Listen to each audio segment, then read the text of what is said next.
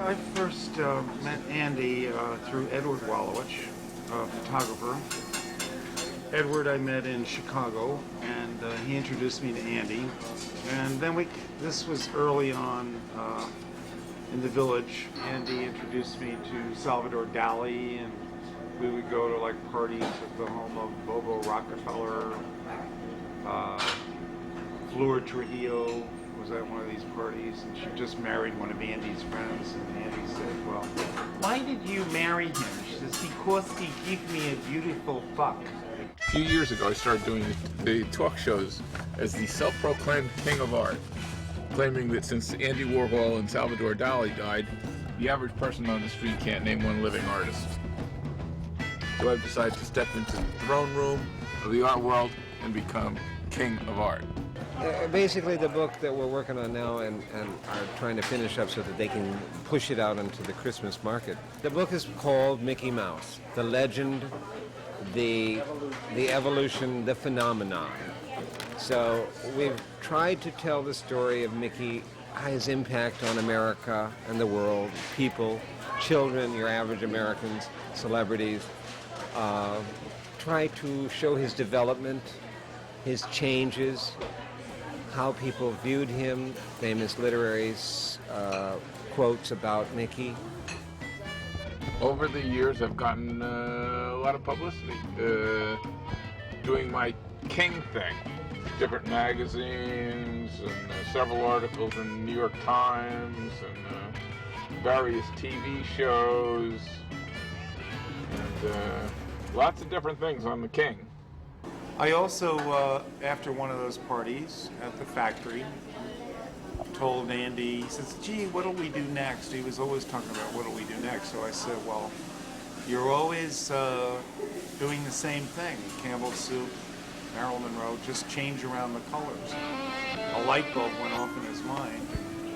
A year later, that's what he did for some time. I told him that he owed me a painting that I never collected. In an antique store, we would go to the back of the antique store and we would see an old Coke sign or a pile of chipped Fiestaware. And those are the things that we bought and collected. And nobody wanted them, and they were very cheap then. And now those are the hot shot collectibles of today. And we got them way back then, and that was kind of an occupation that came out of our just hitting the road and being on the road, the open road. And we came back with these, what we called props for the plays that we were doing. So we accumulated a lot of these oddball props, and eventually they formulated themselves into various collections. And we saw a pattern, and one of the patterns, for instance, was the Depression era, or one of the patterns was a cowboy theme in American stuff. And we would then group these things together, and eventually we started doing books about them.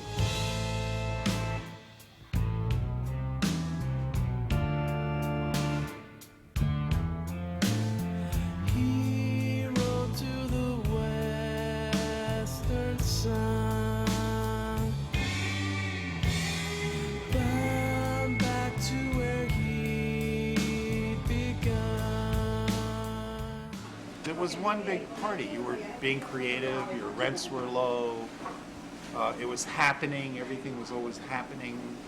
So the village at that time was a really happening place. What do you film, The Twilight Zone? I got this one the other day. You will inherit a large sum of money. Oh, keep that. Don't let it go. Well, who's reaping the benefits?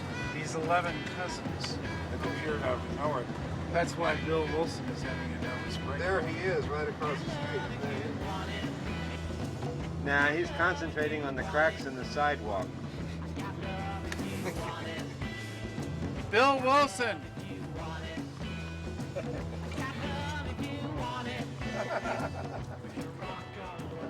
See you later. He is so irrational, that guy.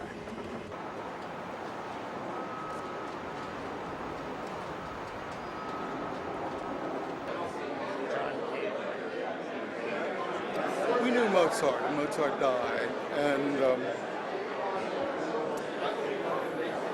it didn't leave anybody happy. Can I call you, talk to you about Ray? You can and always Mickey Mouse? call me, except please don't do your obituaries. You don't know, maybe when you call me, then you start on the recently dead. Oh, I do? Yes, you do. And we all have Crepe Queen, right? We all have our lists. We all have our lists. We all have our griefs. No, I know you mean well, but I've had to lie down after some of those phone calls. Ray and I were good friends. And I don't think that that day was definitely his death date because it was 75 degrees that day. You know, I was working with Ray on our show before he committed suicide, and you know, trying to do it for years, and then he finally said yes after years and years. And I just called, and I said, "Is Ray Johnson there?" And he said, "Ray Johnson died, but he's doing very well, thank you." He said, "There's no art, and I'm not making art anymore. I'm doing some weird film projects," he said, "but I'm not making art." You know what he was doing? Film project. He said he was doing film projects. He was working with a paper camera. He never had a real camera. He said he was going out in parking lots. Exactly. He was going to dumpsters, pulling things out, making them 40 feet long, making these big things, photographing it with a paper camera. And it was only the last few years of his life. He never did photography before. Yeah, that's what he was telling me. He was telling me the truth. I've seen so many Mickey Mouse lately. I went to the premier world collector, lives in a old schoolhouse upstate, and the whole schoolhouse is Mickey Mouse. He's got everything. That's Mark. There we go. People who come up with ideas using a style that I invented, and then I have painters who execute the paintings, then I have poets that title the paintings, and then I sign the work. After a poets. I have poets that come up with titles for the paintings, and then committees approve the titles and everything else, and after the committee approves everything, then I sign it. No, I didn't do anything for vodka. I don't drink, I don't smoke, and I don't take drugs, and I would never advertise any vodka. I did this for a rock band called Guns N' Roses. It's called Use Your Illusion. It was used on the cover. How did you get involved with Mickey Mouse? Mickey Mouse.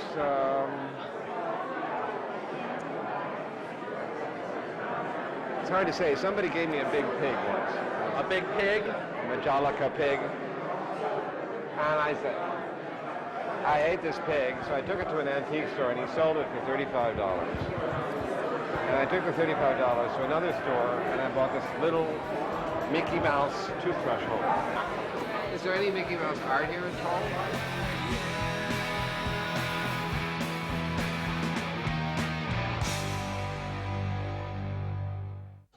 This is my book I want to show them.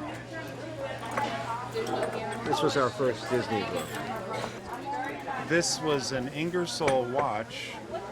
This was the pocket watch, and this saved the Waterbury Clock Company of Waterford, Connecticut, from bankruptcy in 1933 when Kay Kamen, who was Disney's chief merchandiser, he came up with the idea. They had all these U.S. Army surplus watches from World War I. They didn't know what to do with them. They were laying around in barrels. He persuaded them to put an image of Mickey Mouse on the watch. Through that, we tell the story of the merchandising king, Kay Kamen. Here's, for instance, a collection of those little bisque figurines, all in a pyramid, that was exhibited at the Bamberger department store in downtown Newark in 1973. Kay Kamen gave away, for instance, these masks. These you would get at a movie theater, a matinee of the Mickey Mouse Club, where all the kids would sing Minnie's Yoo-Hoo. They'd sing Minnie's Yoo-Hoo, and then you get one of these masks. And so Kay Kamen was the guy who thought of this, of marketing things for products, and through his ideas, one of which was the Mickey Mouse watch, a lot of companies were saved from bankruptcy in the Depression. He got 50%, which is unheard of today, of Disney's royalties on merchandise. There's Kay Kamen, there's Walt Disney, there's his brother Roy. And this is in front of the little original Mickey Mouse garage in Los Angeles where Mickey Mouse movies were first created. Steamboat Willie was created here. Mickey Mouse, which originally was not drawn by Disney, was drawn by a man named Ubi Iwerks. Give him credit. Now the company is giving him credit, and Disney did not invent Mickey Mouse on a train coming from New York to California. They had all kinds of myths. Anyway, so I'm just going to run through. Here's that doll. This is one of those wooden That's the second Mickey Mouse toy you could buy. A little wind-up, Minnie and Mickey on the motorcycle, just sold at auction for $65,000.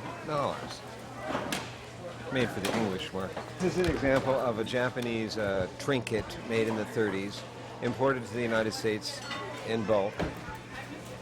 And it's made of celluloid, a very fragile, flammable material that if actually you took this in your hand and crushed it, it would be gone. And so now, because of its fragility and rarity, it's worth upwards of $10,000, this tiny toy. Little Mickey Mouse sweaters and sweatshirts, handkerchiefs, games, called the Mickey Mouse Scatterball game. Pin the tail on Mickey. Here's Mickey at the beach, fun at the beach. You know. These were made by the J. Shine Company of Newark, New Jersey. Mickey at Christmas. There's a Mickey Mouse sled. Mickey at Easter. Mickey at Halloween. Mickey Mouse chocolate. So Mark Vistabi seemed very nice tonight, don't you think? Yeah, he was okay tonight. You know, it's like he talked to me. One time we went to his apartment, and then for a housewarming, he had this apartment, you know. Yeah. It was like up in the 50s, and it was like, you know, it was like on the 50-something floor, and it had like floor-to-ceiling windows. And I have this like terrible like fear of height, you know. So I sat in the corner, you know, like facing the corner, like sort of like a dunce or something. And then he told Baird when he saw him next time that I was banned from his apartment for life. You know? So he must be a millionaire, right? I mean, amongst artists.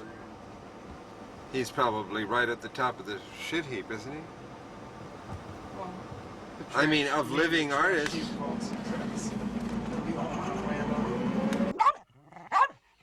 Mom, your dinner's ready. Dinner's ready. That was fast.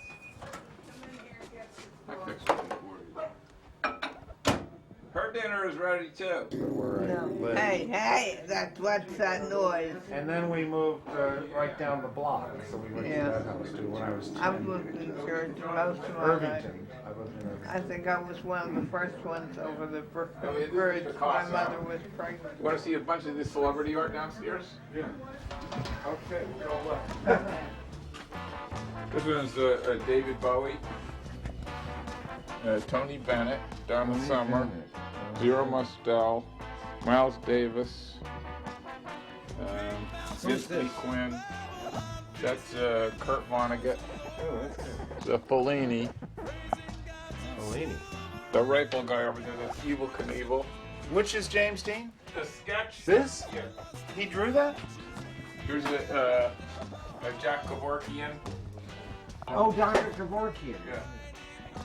Boy, you can see his ass. You know who he is. He's the Yeah, man now I got him. who helped people I die. forgot about him. Isn't he in jail now?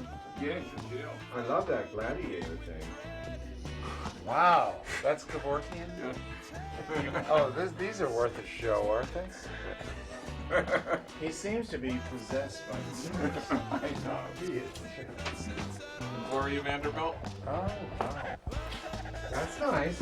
Now I know why She he's generally does like flower type things. I have another one here of her. And I switch them around. I stick them up in the living room for a while. And, Billy D. Williams, the actor.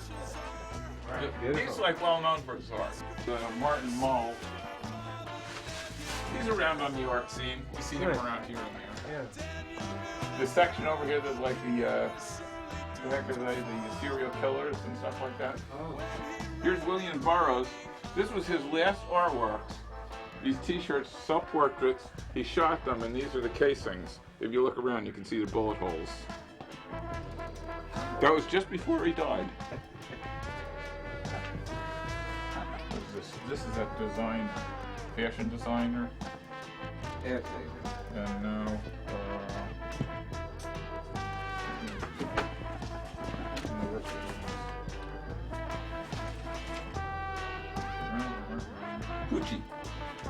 Pucci.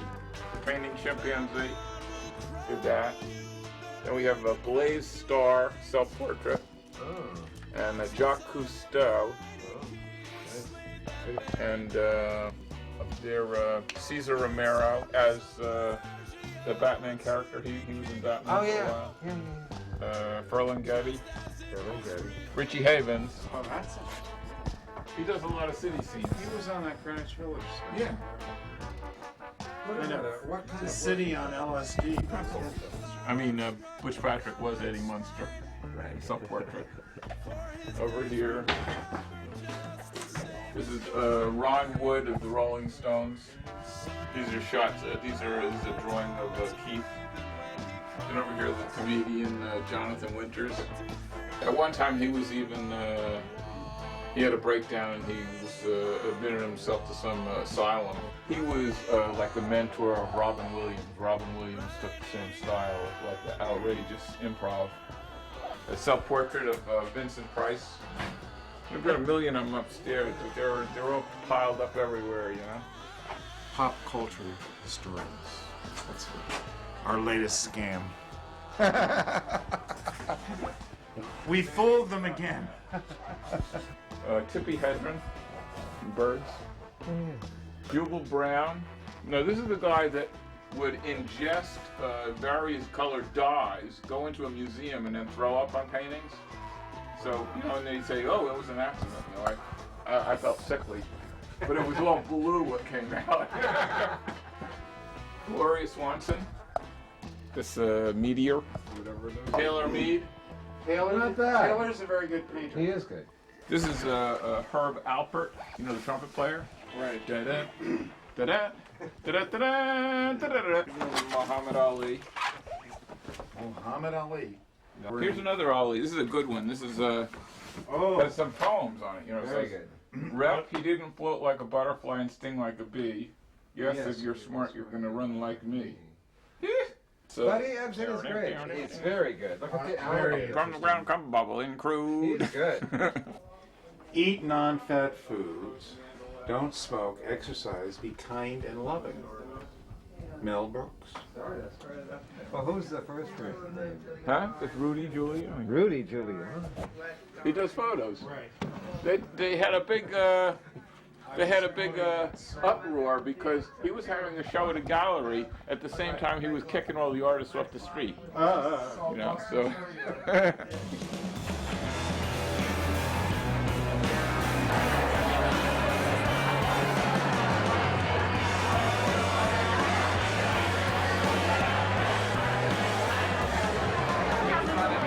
This plastic came out in the 60s.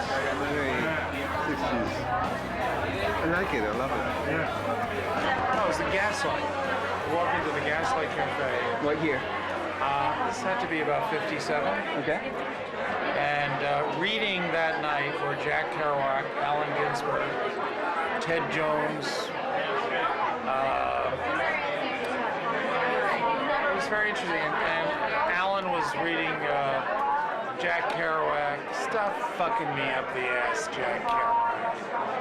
And Taylor Mead was reading this poem about the Statue of Liberty. Give me your tired, your poor, and let me blow them. So this was like a revelation for me.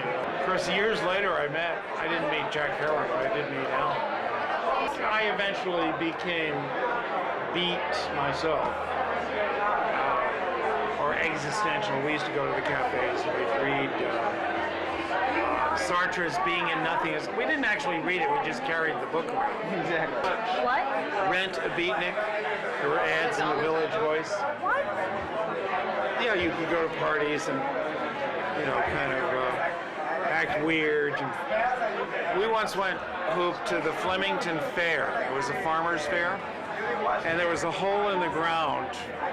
And you paid a quarter to take a look at this girl who was in the hole in the ground who had taken too much LSD. I've done other things with her, not beatnik. Nudnik. We're all born creative, we're all born with love. It's the culture that turns us around and turns us into hideous monsters. Grappling, we want to wind up in a trash heap of success. Developed by a leading clinical urologist and based on a concept that won the Nobel Prize in Medicine, Viramax tablets are for men and women who want to perform better, last longer, and heighten their sensitivity. Parsippany, a diner conference, and diner aficionados from all over the country were there, and there were talks on diner. We gave a talk on diners. There were diner memorabilia, kind of cups and diner dishes you could buy, stuff like that.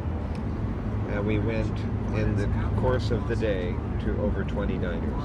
We would pull in, everybody would pour out, we'd go into the diner. You have here your Renaissancean wooden timber and your gravel glued on to the surface. Now let's show them the regular one. And Bob will lead the way. You want to see this, what it was originally? There you go. See, it was just the kind of the real diner. Because that's what it was originally, and they just decided to destroy it. I mean, you could clean this. It was easy to maintain, streamlined. And... Yeah, I remember you too. Uh-huh. We went to 15 diners one day. That's where I nearly choked to death on a chicken sandwich. You're right. No. Now the cows and the chickens because of little Minnie Mouse. You.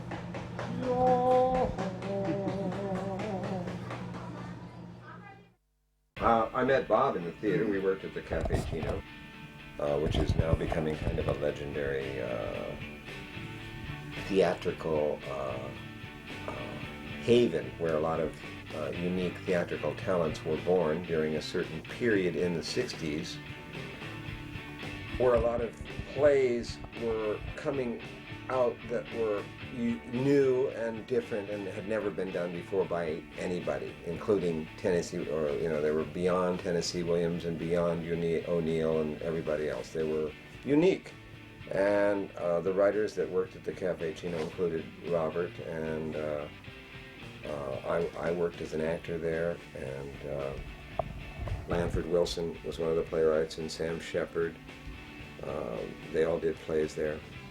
These were all like short plays because the theater itself was a cafe theater, so they had to have only a play could never be more than an hour because they had to get a new crowd in after each play. So on weekends we had to do the play 3 times, like 8, 10, and midnight. We do a midnight show. And I was doing this play, The Bed, at the Cafe Chino. 2 men in a bed, and it was not really a sexual type thing. It was about a kind of taking drugs and drinking, and kind of both of them having a nervous breakdown at the same time. And one is threatening to jump out of a window and kill himself, and the other one says, well, we're only 2 stories up, you might not make it, this kind of thing. The bed was the entire stage, and it was also like a mental institution feeling, or a jail. There was a clock with no hands in it. Andy came almost every other night to see it, He was fascinated with these 2 men in the bed, and he gave me a quote like, the bed is beautiful emptiness for the player. So then he decided to film it. So it was one of his split-screen films. Bob Dylan said, after making one of these 15-minute movies, he walked out with one of the Elvis Presley paintings. He said, I think I'll just take this for payment, man. And he walks into the elevator with this Elvis with the gun, that one? And Andy's, the first time I've seen Andy's face turn tomato soup red.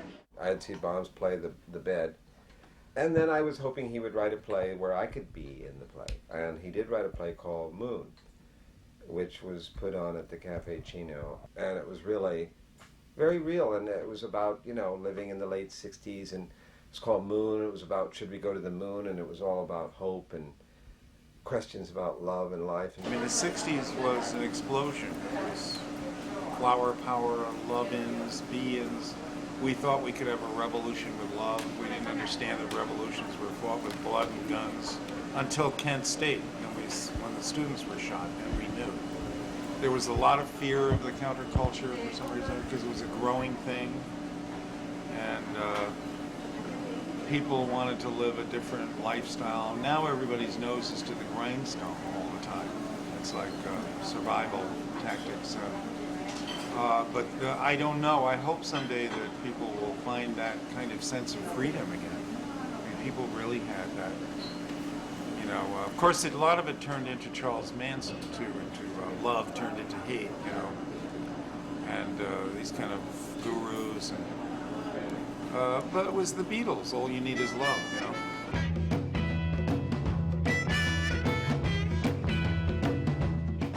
One of my art series is I collect celebrity fingerprints. I would say Allen Ginsberg's fingerprint looks quite unusual. Elvira. Billy name down there too, the flashbulb going off. This is Ed Koch. This was Renee. Remember I Am the Best Artist on West Broadway? Hoop's pics of his favorite cars, like a can convertible.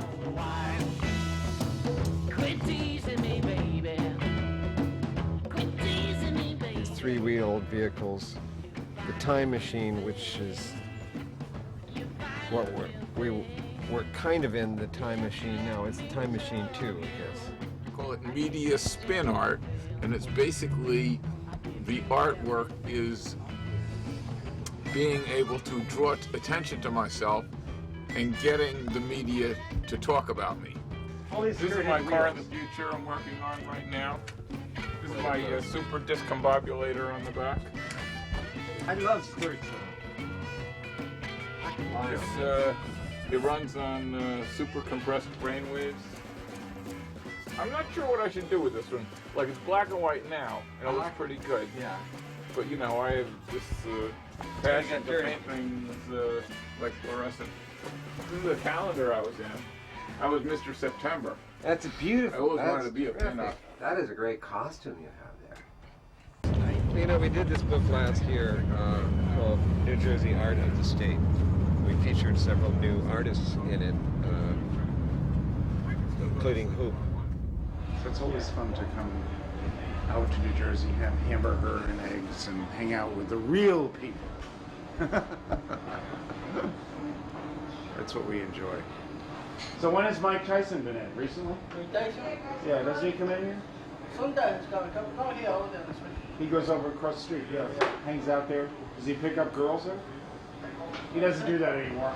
These places are open all night, so, you know, when we're working on these books sometimes, I'll say in the middle of the night, let's drive over to Jersey and have some eggs, you know.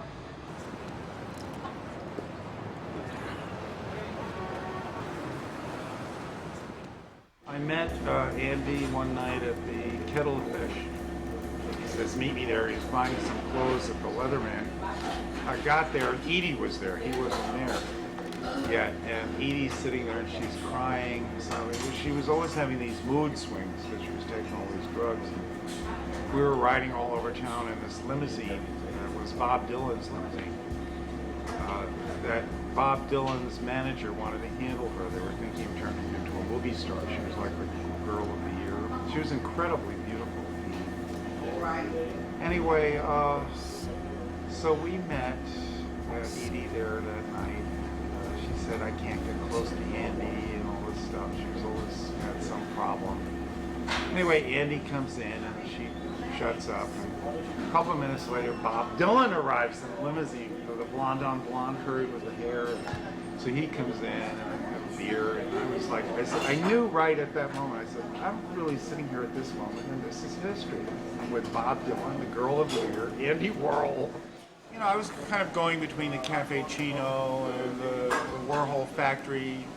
Andy had all kinds of parties going all the time at the factory. Elizabeth Taylor, Tennessee Williams, Truman Capote would show up at the factory. Andy said, couldn't you write something for Edie, which she kills herself? So I wrote The Death of Lupe Velez after the Kenneth Anger story about Lupe Velez killing herself in Hollywood Babylon. And she leaves a suicide note. And She plans this beautiful suicide on this great bed with tuberoses. She's going to be found dead, and she leaves a note to her lover. I wrote the script for Edie, and they called it Loopy. It's in color. Billy's name is in it. Edie couldn't remember all the lines, so we had to improvise. Freddie Herco took LSD on Cornelia Street in Johnny Dott's apartment. He put on some music, and he did this ballet leap out the window.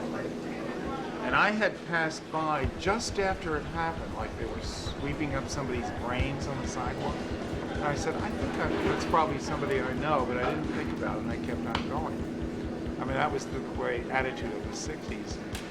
So Andy wanted to see the exact spot where Freddie had jumped out the window. So I took him there, and he's looking at the window, and he's looking at the sidewalk. And he says, oh, gee, he says, I hope when Edie commits suicide, she'll let us know so we can film it. So that was one of the moments with Andy.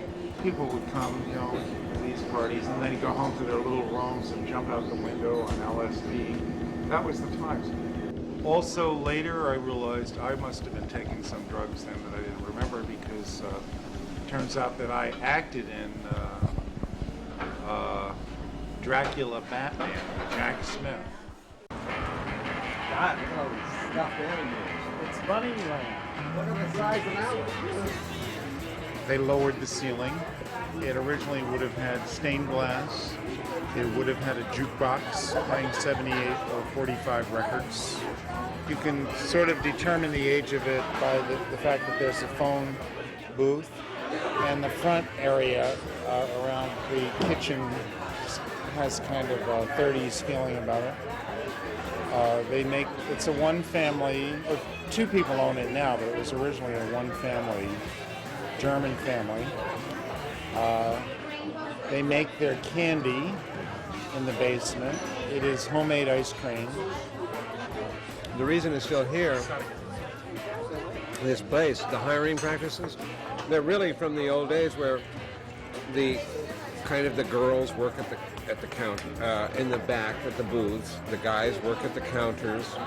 The guys give you the extra stuff in the bottom of your thing, and in the booths you're not allowed to give them the extra. So, the rowdy people sit up at the counter, and the nice people sit in the booth. The last of the ice cream parlors. It may not actually be the last, but it seems like it is to us. Where can you get anything for $1.85? Tomato and lettuce sandwich. Normally the girls are not allowed to bring the extra stuff in the tin to the booths.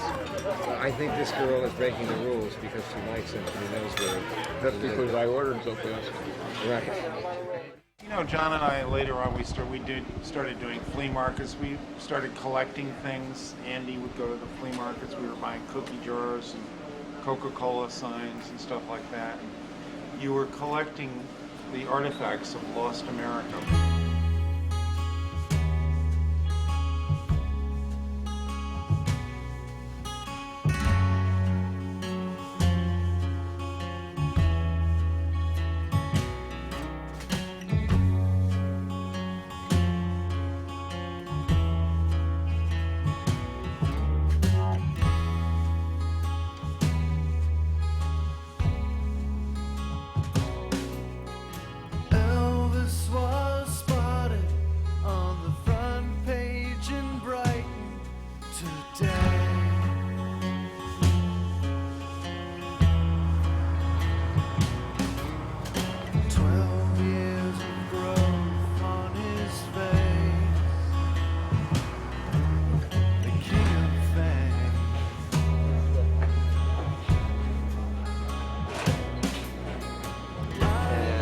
What's your name again? I want to be in that box. Nighttime box. Nighttime bomb. Would you like your coffee? Yeah, I'd like a coffee and a hot dog. You want a hot dog? With a toasted bun. All right. You want a coffee? Can you follow a malted milk and an ice cream cone with a hot dog?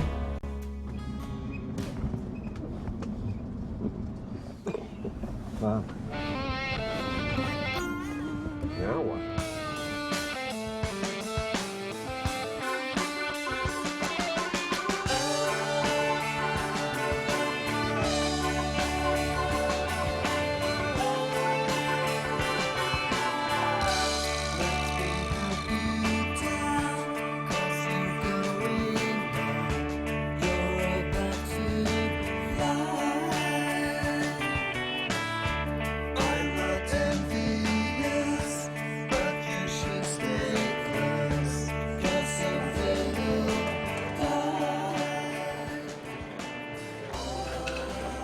I like these old road maps because who needs new highways? You know, the roads were there way back then. They're still there, more than likely. So these are the kind of maps I use when I go out into New Jersey. Just 1920s and 30s maps, because I never use the freeways and the super highways anyway. So I like the old roads.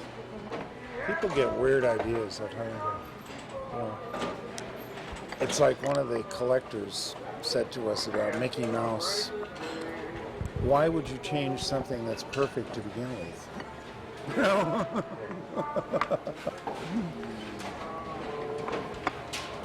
We wrote this book last year. It's called New Jersey, Art of the State, and it's published by Abrams, the prestigious art publishing house. It's a small kind of mini book, mini art book they call it, and they're putting one out on every state in the Union. So this one is New Jersey, and because we did the other book on New Jersey, they thought we would be the correct people to write this one. So we tried to bring our own brand of Jersey recognition to this book, to the formula that they had developed for all of the states. We tried to bring a kind of funky uniqueness that New Jersey has to the formula. And we think we were successful. And of course in this book we have Hoop's, the amazing Kreskin's fingerprint. The Kreskin, of course, is a New Jersey native. The last series I did was the celebrity fingerprints, and I thought, well, how many celebrities did I miss and they died? So I'm doing this celebrity gravestones. This summer I'm going to go around to celebrity gravestones. Featured here, again, another piece of Hoop's artwork. Hoop, you're all over this book. He's, this is like some strange Hoop golf cart. Is that what it's called, Hoop? Yeah. Hoop golf cart. And that's in the Montclair Art Museum. And anyway, so this book, and then here's a whole list of famous New Jersey people, including Meryl Streep and just about anybody else you want to mention came from New Jersey, including Dorothy Parker. And if they didn't come from New Jersey, they went to New Jersey to die. Or Go to a diner.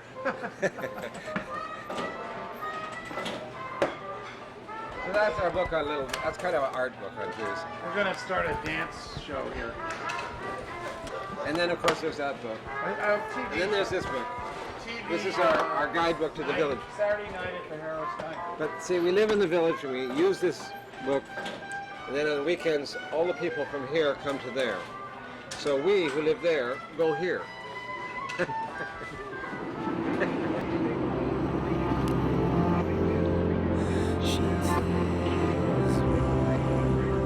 It's the center, this area is the center of the world, in America anyway, and always has been, since colonial times. New Yorkers always look down on New Jersey. You mention New Jersey, they laugh. If somebody's from New Jersey, you have to ask them, where are you from? Because they say, New Jersey, and they lower their eyes. Yeah, that used to be a gay bar. Well, it was a gay bar on Tuesday and Thursday. The cops chased everybody out. Instead, they put in a Kids R Us across the street. Sure. Every gay man in New Jersey lives with his mother. They live with their mother. Into the town of Irvington. It's like a movie set of a town. If they emptied this town out of all these cars, they could set it in any decade in the 20th century. You know this guy? He wants to sell us something, I think. Yeah. He wants a drink. The whole neighborhood here is old neighborhood. It's 100 years old. It's like wonderful trees. And as you go up the hill, maple wood, they call it, and that's where you get very fine, big, stately houses. It's one of the, they've been talking about putting, gates to separate them from these people down here in the lower areas, who are the residents, former residents of Newark, spreading out of Newark up into the higher residential areas. But this is the last stop before we reach the white suburbs of Maplewood. So this side is Irvington over here. This side is Maplewood over here. So this was where I, Robert Heide, village residence now, was born. This is 34 Franklin Terrace. 32. No, well, I can't be in the wrong house. You're in the wrong house. I'm in the wrong house! Well, that's... I can't believe it. See? Oh, now this is the real place. Number 34. This is where I live. Mother, father, sister 15 years older, brother 12 years. I was unexpected. She was my old girlfriend, Peggy Miller, and down the next house was Lois Hausman, so she was another girlfriend. Bob dated, I guess, both of these girls. Your ex-famous neighbor. You used to live here. How you doing? Came back to visit the old neighborhood. Weekday nights or weekends, we'll drive out from the village and come to this neighborhood, park the car, and just wander around the old streets and maybe go into a diner.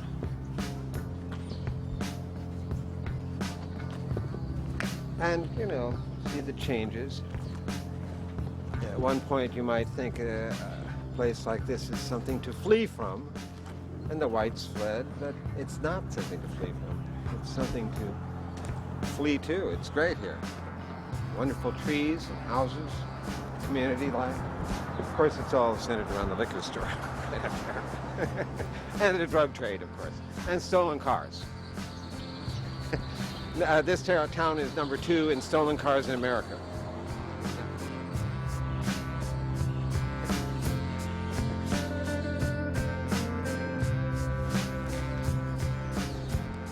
So it's interesting to see this, and of course from Bob's perspective, because he's German immigrants, they came here and they worked here, and it was all German workers and thrifty this and thrifty that, planting in the gardens, and raising the family and doing the American thing, saving the money, buying the house. And then they all left and everybody ran away, and then some more people came in, and now it's different mix. But it's the same old neighborhood. You look at these houses down here, and they haven't changed at all. Anybody like a lozenge?